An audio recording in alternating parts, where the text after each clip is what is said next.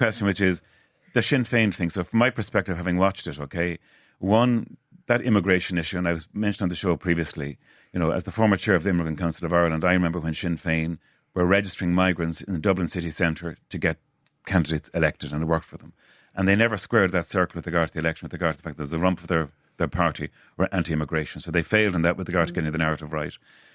The housing issue and the €300,000 house, there were never 35%, I don't think anybody believed, but certainly I can tell you that there was a whole cohort of middle-class Dublin and Ireland who were saying things like, I will give them a go. Okay, and that became that soft sort of percentage in the middle.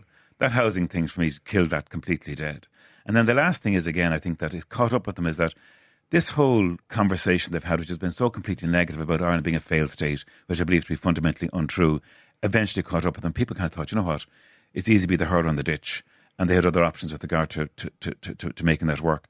And also, again, I saw in some of the conversations today, it was Jodie Corcoran was spoken about, Mary Lou was talking about being humble. And there's, an adjective you wouldn't have put to Mary Lou prior to this. But to me, the biggest issue, and again, it was Jodie Corcoran spoke about, this issue of identity. So he said, are they going to be the cool, progressive, left-of-centre party? Or are they going to be the hard, nationalist, Brit-hating party? And at the moment, they tried to seem to straddle both. And I think they got caught short. So back to your point, if an election takes place in November, I don't think they're going to have the time to regroup, rebuild and regain that momentum. So if you're in Fianna Fáil or Fine Gael or any of the key parties, if it goes beyond November, they'll be mad. Now, Hazel, you